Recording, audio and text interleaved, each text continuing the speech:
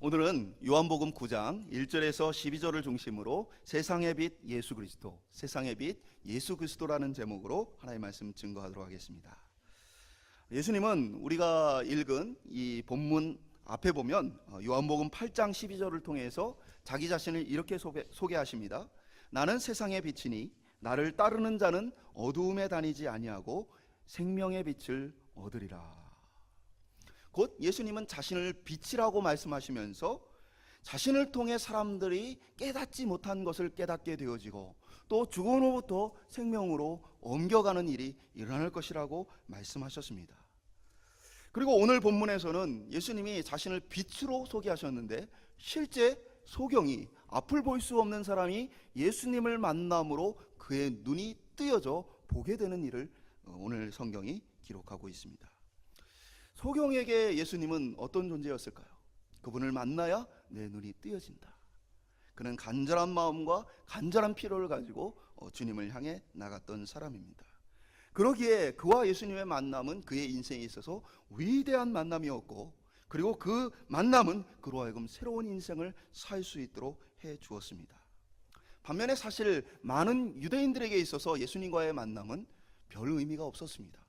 특별히 바리새인과 사두개인과 제사장과 같은 사람들에게 있어서 그들이 예수님을 만난 일은 별 의미가 없었습니다. 예수님을 통해서 그들이 얻은 것도 없고 예수님을 통해서 그들이 변화받은 것도 없기 때문입니다. 오히려 소경과 같이 사람들의 눈에 버려진 것과 같고 부족한 것과 같고 아무 능력이 없는 것과 같은 이 사람들이 예수님을 만남으로 그의 삶이 변화되는 모습을 보게 되어집니다. 저는 이 말씀을 묵상할 때마다 제가 있는 한국을 비롯해서 많은 선교지에 예수 믿는 사람들에 대한 생각을 하게 되어집니다. 예를 들면 태국 같은 나라에 가보면 선교사님들과 가끔 이야기를 나누면 이런 얘기를 하세요. 그분들이 하는 사역은 대부분 빈민과 가난한 자들 또는 산속에 살아가는, 어떻게 보면 태국 현지인이라기보다는 외곽에서 온, 다른 나라에서 온 가난한 난민과 같은 백성들, 이분들이 대부분 선교의 대상입니다. 그리고 태국 현지인들이나 특별히 태국 현지에서 고위층들은 복음을 들을 기회가 별로 없습니다. 왜냐하면 선교사님들이 그들과 함께 어울릴 수 없기 때문이에요. 그러니까 선교사님들 얼마나 어렵고 힘들게 사역을 하십니까? 그러니까 이분들이 예를 들면 그 태국의 고위층들, 잘 살고 큰 부유한 그 사람들하고 가서 밥 한 끼를 먹는 게 쉽겠습니까?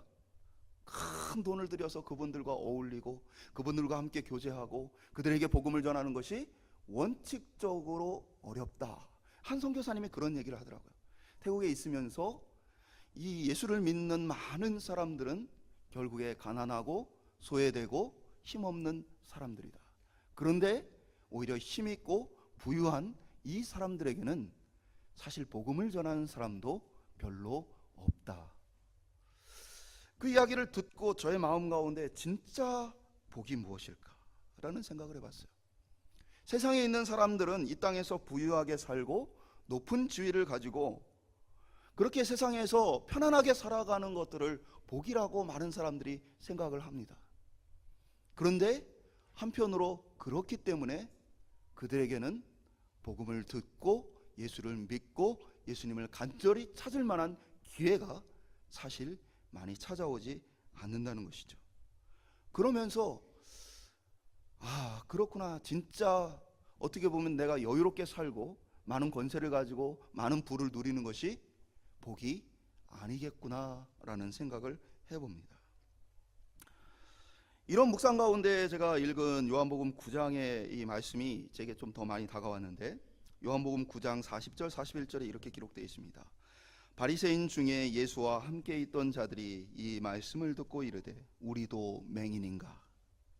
예수께서 이르시되 너희가 맹인이 되었다라면 죄가 없으려니와 본다고 하니 너희 죄가 그대로 있느니라. 그러니까 무엇입니까? 바리새인들, 이러한 사람들은 종교적으로 자신에게 부족한 것이 없다라고 생각을 했어요. 그러니까 그들은 예수님을 찾을 이유도 없고 예수님을 의지할 필요도 없었습니다. 그들이 가진 지식과 그들이 가진 것으로 그들은 살 뿐이었습니다. 그러니까 주님은 차라리 너희가 맹인이었다면, 그러면 찾아와 나를 구하고 내가 눈을 띄어 보게 해주면 너희가 그래도 구원을 얻었을 텐데, 너희에게 죄가 멀어졌을 텐데, 그런데 너희가 본다고 하니, 너희가 나는 소경이 아니다, 나는 맹인이 아니다 라고 여기니 너희가 나를 찾지 않고 구하지 않고, 그리고 너희 죄는 너희 속에 그대로 있다라고 말씀해 주시는 것이죠.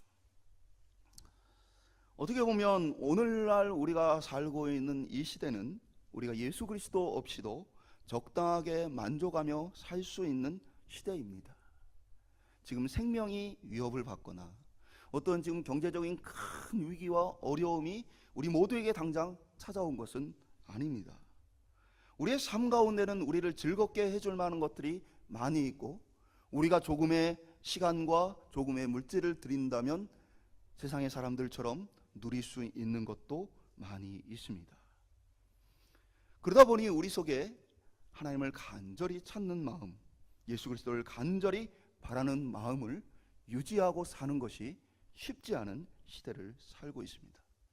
어떻게 보면 우리의 영적인 것들이 어두워져 있는데 우리는 편안하다, 괜찮다, 잘 되고 있다라고 생각하며, 그러면서도 예수님을 찾지 않으며 살고 있는 것은 아닌가 돌아보게 되어집니다. 오늘 말씀을 통해서 우리가 눈 멀었다는 사실을 깨닫기를 원합니다. 그리고 우리에게 예수 그리스도가 절실히 필요하다는 이 사실을 다시 한번 우리 마음 가운데 새길 수 있기를 간절히 소망합니다. 한번 따라해 보겠습니다. 하나님의 영광을 위한 고난. 오늘 우리가 읽은 본문에는 날 때부터 맹인되어진, 날 때부터 소경된 사람이 등장합니다. 이 사람의 모습을 제자들이 보기에도 참 안타까웠던 것 같습니다. 당시에는 장애를 가지고 있던 분들이 삶을 영위하는 것이 어려웠기 때문에 국어를 통해서 생계를 유지해 왔습니다. 그리고 가난한 집에 있는 사람들이 이 국어를 통해서 생계를 유지할 수밖에 없었습니다. 그래서 성전이나 많은 사람들이 모여지는 곳에서 그들은 국어를 하며 살고 있었습니다. 그들의 처지를 바라보니까 참으로 제자들이 보기에도 답이 안 나오는 거죠. 도대체 하나님은 왜 이 사람을 날 때부터 이렇게 소경으로, 맹인으로 태어나게 하셨을까? 왜 이 사람은 이렇게 어렵고 힘든 삶을 살게 되었을까? 라고 생각합니다. 그러면서 예수님께 뭐라고 묻습니까? 맹인으로 난 것이 누구의 죄 때문입니까? 자신의 죄 때문입니까? 아니면 부모의 죄 때문입니까? 라고 묻습니다. 왜냐하면 유대인들의 머릿속에 갖고 있는 생각은 사람이 어떤 질병에 걸리거나 큰 위기를 만나는 이유는 죄 때문이라고 생각을 했어요. 그래서 보면 욥기에도 욥의 친구들이 와서 어떻게 얘기합니까?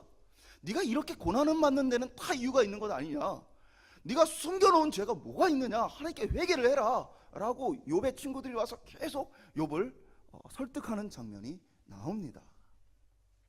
그것은 당시에 유대인들이 갖고 있는 생각도 동일합니다. 죄가 있으니까 저렇게 됐겠지. 그런데 아무리 생각해도 날 때부터 저렇게 태어났으면 그 사람이 도대체 그 아기가, 태어난 아기가 무슨 죄를 졌길래 저렇게 끔찍한 이 죄의 형벌을 받았을까? 유대인들 이해가 안 가는 거죠. 예수님의 제자들 이해가 안 가는 거예요. 그러니까 그들이 묻기를 그들의 부모 때문입니까? 라고 묻는 것이죠. 유대인들이 이러한 사고를 갖는 데는 성경적인 근거가 있습니다. 어떤 부분이냐면 하나님께서 처음 세상을 만드셨을 때, 천지를 창조하셨을 때에는 인간에게 슬픔과 눈물과 아픔과 고통이 없었습니다. 그런데 우리가 하나님을, 그 보호와 그 하나님의 놀라운 은혜를 거절하고 거부하고 반역함으로써 우리 가운데 죄가 들어옴으로써 우리의 인생 가운데 고난과 슬픔과 어려움이 찾아오게 되어진 것입니다. 곧 인간의 고통의 문제는 그 근원이 어디에 있느냐? 인간의 죄, 인간의 하나님에 대한 반역으로부터 온 거예요. 하나님께서 인간이 하나님을 왕으로 여기지 않고 하나님께 순종하지 않고 스스로 왕되고자 반역을 일으키니까 하나님의 보호의 손길을 조금 거두어 가신 겁니다. 하나님의 보호의 손길을 조금 거두어 가니까, 하나님의 은혜의 손길을 조금 거두어 가니까 인간의 삶에 여러 가지 재난과 고통과 슬퍼할 일들이 발생하게 되어진 것이죠.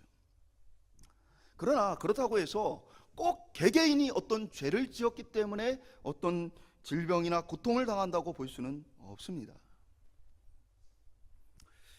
제가 가르쳤던 한 청년이 이 세월호 사건이 일어나고 나서 이 친구가 굉장히 슬퍼하면서 저에게 묻더라고요.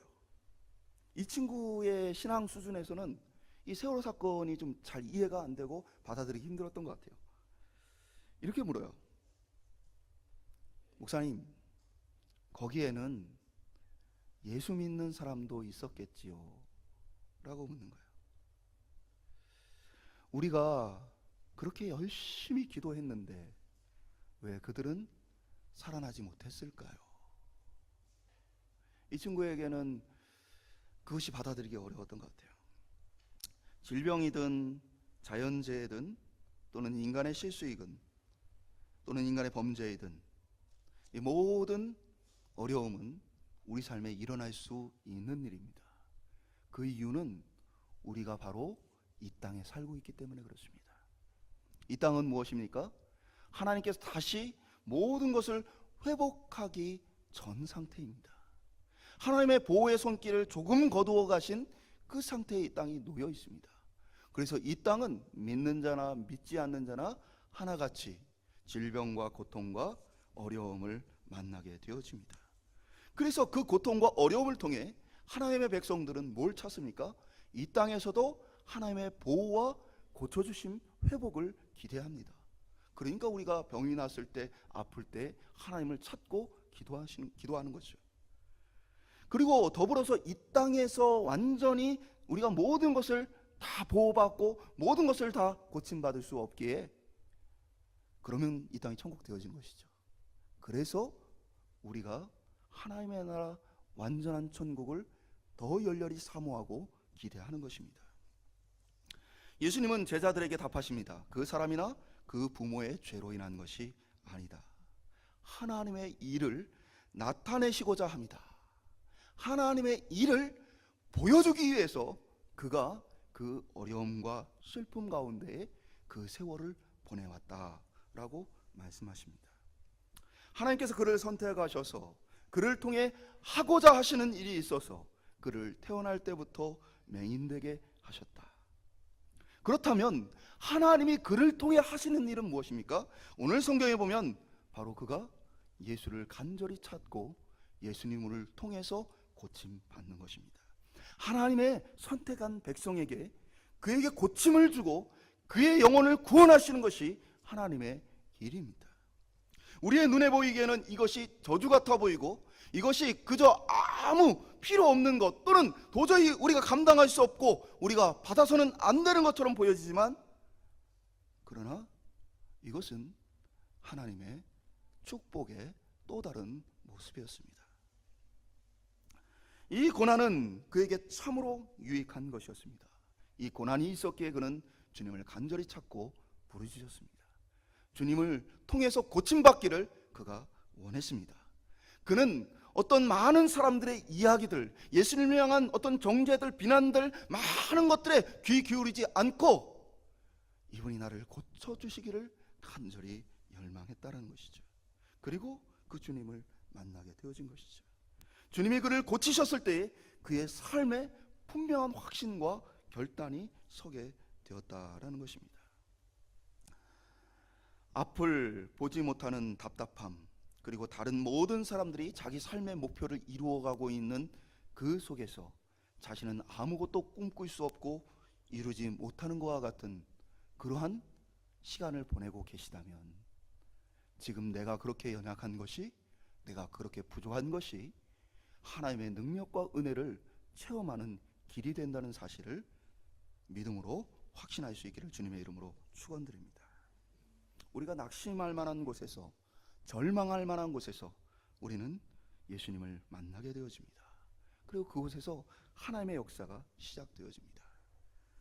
제가 한 5년 이상 그 노숙인들 설교를 했던 때가 있습니다. 그때 이제 노숙인 분들과 이런저런 이야기를 나누는 일이 있는데 그 중에 한 분이 그런 얘기를 하시더라고요. 이분은 자동차 학원을 경영하고 있던 분이에요. 그러니까 뭐 차도 많이 있고 땅도 많이 있고 또 직원들도 많이 있고 돈도 많이 벌고 그러는 중에 결국에는 이제 다 모든 것을 잃어버린 거죠. 재산을 다 날리고 노숙자가 된 겁니다. 노숙자가 하루아침에 되고 나니까 자기가 돈 있을 때 만났던 사람들 하나같이 자기를 거들떠도 안 보는 거예요. 자기를 도와주는 사람이 하나 없는 거예요. 마음에 큰 상처와 아픔으로 그러다 보니까 집을 떠나서 그냥 방황하는 삶이 되었습니다.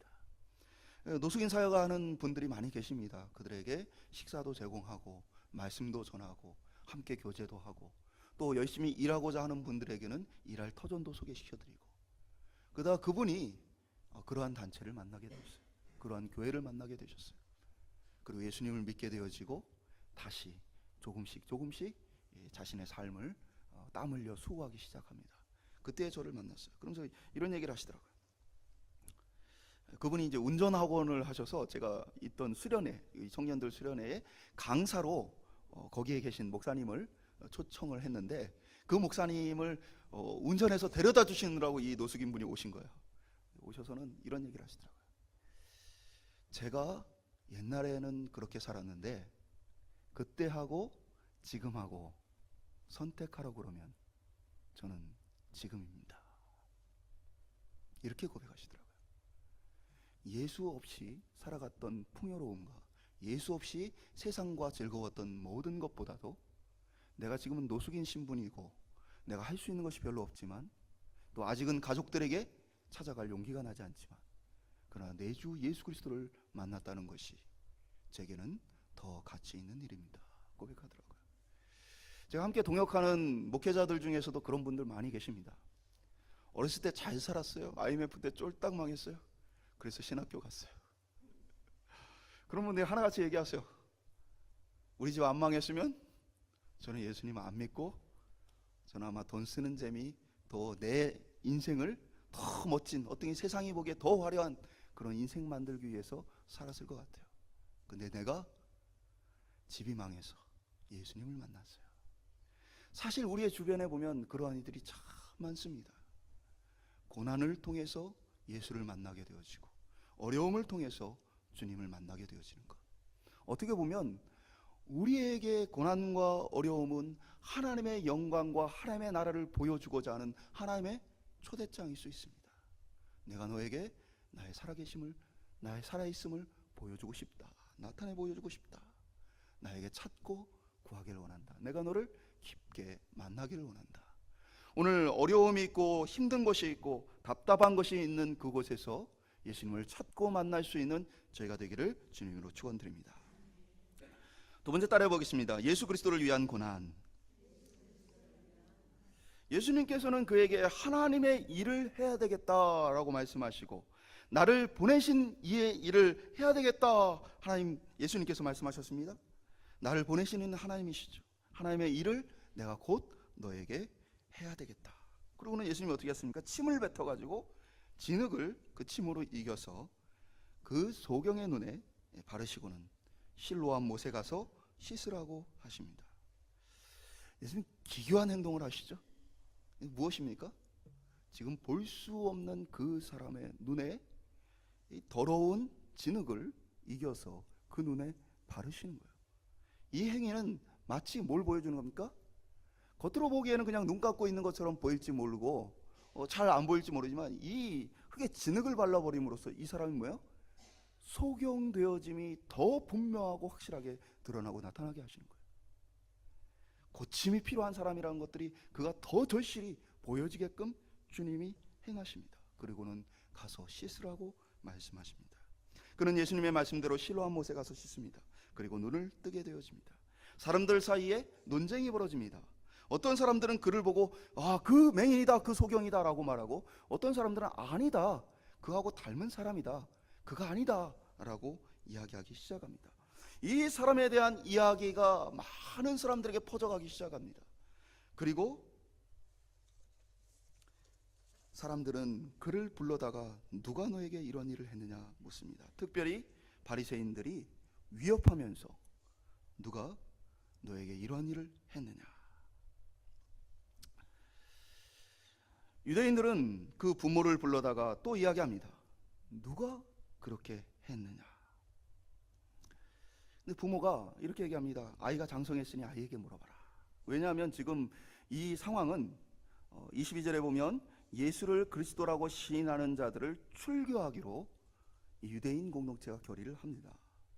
그러니까 신앙의 고백, 예수님을 받아들이고 고백하는 순간 유대인 공동체로부터 출교당하는 위협이 그들 안에 있습니다. 오늘날 우리에게는 이 출교의 의미가 별 의미가 없어요. 사실은 교회에서 출교를 당해도 다른 교회 가면 돼요. 심지어는 배 아프라고 바로 옆에 있는 교회에 가는 사람들도 있어요. 그러니까 출교의 의미가 없지만 당시에 유대 사회에서 출교당한다는 의미는 무엇입니까? 모든 인간관계가 끊어지는 겁니다. 이방인으로 여기는 거예요. 이방인으로 여긴다는 건 무엇입니까? 밥 한 끼 같이 먹지 않는다는 얘기입니다. 우리 집에 초대하지 않습니다. 그와 함께 접촉하지 않습니다. 왜 그렇습니까? 부정이 옮겨온다고 생각하기 때문에 이방인들을 만지는 순간 그의 부정이 나에게로 옮겨옵니다. 이방인들이 우리 집에 앉는 순간 그 의자가 식탁이 부정한 것으로 바뀌어집니다. 그러니까 이방인들과 철저하게 분리된 삶을 살았던 이 유대인 공동체에 있어서 출교당한다는 의미는 이제 완전히 고립되어지는 상황 속에 놓여지는 거죠. 농사지어보느라 아시죠? 지금에야 기계가 발달되어지고 많은 도구들이 있으니까 농사가 괜찮지만 만약에 이 옆에 있는 사람들과 함께 협력해서 농사를 짓지 않는다면 그 일이 얼마나 고단하고 힘듭니까? 그런데 예수 믿는다는 의미, 예수를 받아들인다는 의미는 이제는 어느 누구도 내가 하는 일을 도와주지 않는다는 거죠. 제가 태국에 있을 때도 그런 분이 한 분 계셨어요. 온 마을이 태국 불교 국가죠. 근데 그 마을에 딱 한 가정이 예수를 믿습니다. 한국에 와서 예수를 믿게 되어진 조카 딸이 자기 고향 태국으로 돌아가서는 전도해서 그래서 이분 가정이 예수를 믿었어요. 그런데 한 가정이 예수를 믿으니까 그 마을 전체가 들썩들썩하는 거예요. 우리 마을에 예수 믿는 사람이 생겼다. 그래가지고는 이 절에서 큰 동아줄을 절로부터 이어가지고 각 집집을 이 동아줄로 이었습니다. 근데 이 집만 딱 빼고 철저하게 이 집에 대해서는 뭡니까? 이제 우리의 이 하나 되어진 결속력 그리고 절로부터 받는 이 복을 너희는 받지 못한다 라는 것이죠. 철저하게 외면되어진 거예요. 제가 그분들을 한번 뵙고 나서 몇 년 지나고 나서 다시 갔을 때에는 그분들이 그 선교사님 교회에 앉아서 예배를 드리고 있더라고요. 그러니까 뭐 몇 년 동안 그들이 견뎌낸 거예요. 그곳에서 고립되어지고 힘겹고 어려운 순간들을 견디며 신앙생활 했던 것이죠. 우리는 선택하지 않고도 예수를 믿기 쉬운 사회에 살고 있습니다. 예수를 믿는다고 해서 집안에서 버려지거나 회사에서 버려지거나 꿈과 미래를 다 포기해야 하는 사회에 살고 있지 않습니다. 그런데 우리는 더 작은, 매우 작은 것들을 위해서 예수를 포기하고 살아갑니다. 우리가 선택할 때에 우리가 가지고 있는 고민은 정말 생존의 문제나 어떤 관계의 문제를 가지고 고민하는 것이 아니고 우리의 고민은 나를 즐겁게 할 것과 내가 더 잘 될 수 있는 것 사이에서 예수님을 놓고 고민하게 되어집니다. 고난이 차가우고 어려움이 찾아오면 믿음의 실체가 드러나게 되어지는데 고난이 찾아오지 않고 어려움이 찾아오지 않으니까 우리의 믿음의 실체가 드러나지 않는 상황 속에 살고 있습니다. 예수님은 매 순간 선택해 오셨습니다. 주님은 고난받기를 두려워하지 않고 맹인을 고치고 아무리 주변에 있는 사람들이 예수님을 비난하고 죽이려 하고 또 예수님을 고립시켜서 그를 받아들이는 자는 출교시켜버리겠다라는 위협을 하셔도 자신의 사역을 묵묵히 감당하셨습니다. 오늘 그 예수님의 고난의 걸음 끝에 우리가 예수를 믿게 되었습니다. 우리가 예수를 믿고 따른다는 의미는 우리도 매 순간 이 선택의 기로에서 예수 그리스도를 선택해야 한다는 것입니다. 나에게 어떤 것이 더 가치 있는 것인가가 그 순간에 드러나고 나타나게 되어질 것입니다. 사랑하는 여러분, 우리의 삶 가운데 예수 그리스도를 가장 가치 있는 것으로 믿고 따라갈 수 있는 저와 여러분 되시기를 주님의 이름으로 축원드립니다. 세 번째 따라해 보겠습니다. 세상의 빛 예수 그리스도. 예수님께서 누구신지 맹인이 정확히 알지 못합니다. 그런 그에게 예수님께서 다시 찾아오십니다. 쫓겨난 맹인, 어떻게 보면 예수님을 거부할 수 없고 포기할 수 없었던 그에게 예수님께서 찾아오십니다. 그리고는 그가 고백하는 고백을 더 분명하고 확실하게 하십니다. 우리가 읽은 성경 뒷부분에 35절에 예수님이 묻습니다. 내가 인자를 믿느냐? 인자란 사람의 아들을 얘기하죠. 다니엘서 7장 13절에 14절에 있는 표현을 예수님께서 인용하신 거예요. 어떻게 기록되어 있냐면, 내가 또 밤 환상 중에 보니 인자 같은 이가 하늘 구름을 타고 와서 옛적부터 항상 계신 이에게 나아가 그 앞에 인도되매 그에게 권세와 영광과 나라를 주고 모든 백성과 나라들과 다른 언어를 말하는 모든 자들이 그를 섬기게 하였으니 그의 권세는 소멸되지 않는 영원한 권세요 그의 나라는 멸망하지 아니할 것이니라. 예수님을 가리키는 표현이죠. 다니엘서에서 인자라는 이 표현을 통해서 예수님의 나라는 이제는 하나님께서 그에게 나라를 주실 것이고 권세를 주실 것이고 그것은 영원한 나라이고 영원한 권세일 것이다 라고 기록하고 있는 바로 그 표현을 들어서 예수님이 말씀하시는 거예요. 인자를 믿느냐? 이 다니엘서에 이 기록되어 있는 이 말씀에 이 가르치고 있는 그 인자가 나라는 사실을 너희가 믿느냐라고 예수님 물으십니다. 곧 예수님은 자기 자신이 메시아이고 하나님의 아들 되심을 나타내 보여주십니다. 내가 인자를 믿고자 하느냐? 믿고자 하나이다. 내가 그를 보았거니와 지금 너와 말하는 자가 그니라 라고 자기의 정체를 그에게 알려주십니다. 맹인은 예수님을 확실한 메시아로 받아들이게 되어집니다. 맹인은 그전까지 간절히 자신을 도와줄 뿐으로 예수님을 여겼다면 이제는 이분이 바로 구원자다, 이분이 하나님 보내신 우리를 건지실 분이다라는 사실을 깨닫고 알게 되어집니다. 예수님을 이제 어떻게 돼요? 이제는 육적인 눈뿐 아니라 영적인 눈이 띄어서 예수님을 생명의 빛으로 보게 되어집니다. 예수를 그리스도로 그가 보게 되어집니다. 주님은 말씀하십니다. 하나님 나라의 왕권을 가지고 오신 예수님께서 세상을 심판하러 왔는데 보지 못하는 자들을 보게 하는 것, 보는 자들을 맹인되게 하는 것이 예수님의 사회라고 말씀하세요. 이미 예수를 믿지 않는 것이 그들에게는 심판이라고 말씀하십니다. 스스로 안다, 스스로 아브라함의 자손이다 여겼던 그들이 세상에 비친 예수 그리스도께서 오셨을 때 그들의 눈은 어두웠고 예수님을 찾지도 않고 의지하지 않았던 모습을 보게 되어집니다. 그들은 이미 심판받은 것이라고 성경은 기록하고 있습니다. 그렇다면 오늘 우리에게 물어야죠. 우리에게 예수님은 정말 필요한 분이십니까? 예수님이 절실하게 내 삶 가운데 필요하다는 이 필요를 느끼고 계십니까? 오늘날 우리가 그 필요를 느끼고 있다면 그리스도를 단단히 붙잡기를 원합니다. 어떠한 유혹과 어려움이 있어도 이것이 아니면 살 수 없느라 간절히 붙들 수 있기를 소망합니다. 세상 사람들은요 자꾸만 다른 것들을 붙듭니다. 예수 그리스도 아닌 것들이 우리에게 쉽기 때문입니다. 예를 들면요, 많은 사람들이 세상에서 인정받으려고 했습니다. 사랑받으려고 했습니다. 존중받으려고 했습니다. 세상에 어떤 사람들이 인정받고 존중받고 사랑받느냐 봤더니 세상에서는 어떤 사람이 인정받고 존중받고 사랑받습니까?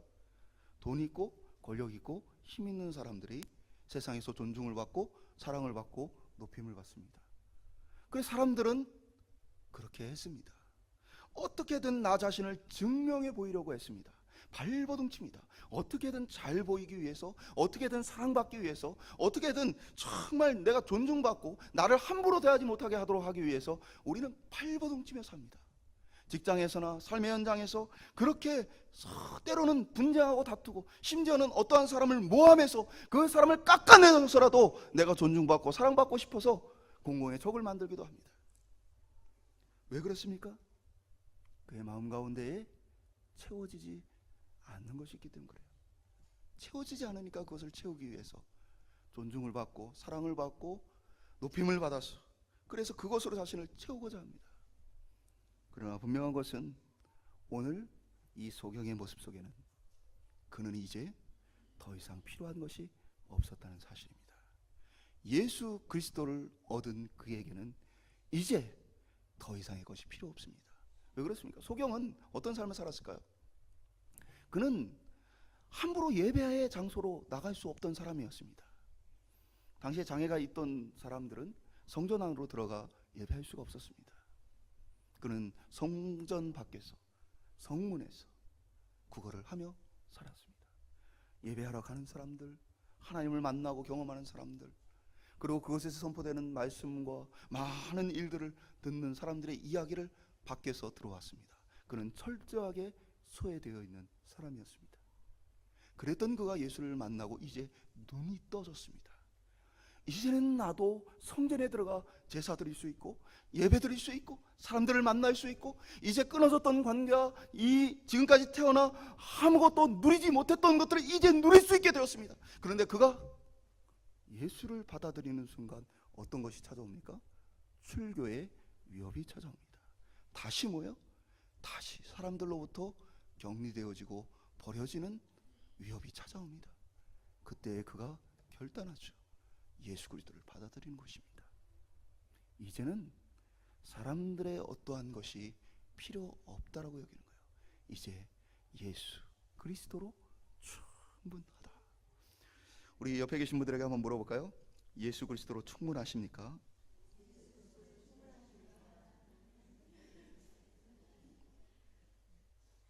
우리가 이 땅에 살아가면서 이 비밀을 알면 쓸모없는 노력을 하지 않고 살아갈 수 있어요. 수영 못하는 사람들 왜 수영 못하죠? 힘이 너무 많이 들어갔어요. 몸에 너무 무섭고 걱정되고, 그러니까 죽어라 팔도 흔들고 발도 흔드는데 몸이 이게 긴장이 돼서 그냥 가라앉는 거죠. 근데 오히려 쓸모없는 그 행동을 조금 줄이면 몸이 뜨기가 수월합니다. 어떻게 보면 오늘 많은 이 땅의 사람들이 뭐 하고 있는 거예요? 자기의 마음을 채우고자, 자기의 필요를 채우고자 쓸모없는 손짓 발짓을 열심히 하며 살아갑니다. 그러나 그 끝에는 채워짐이 없어요. 그러나 오늘 우리가 예수 그리스도로 우리를 채우게 되어지면 그 모든 것을 필요 없는 것으로 여기고 예수 그리스도 안에서 우리가 살아갈 의미와 가치를 발견하게 되는 줄 믿습니다. 오늘도 이 땅에서 주님을 간절히 소망하고 찾는 저희들 될 수 있기를 주님의 이름으로 축원드립니다.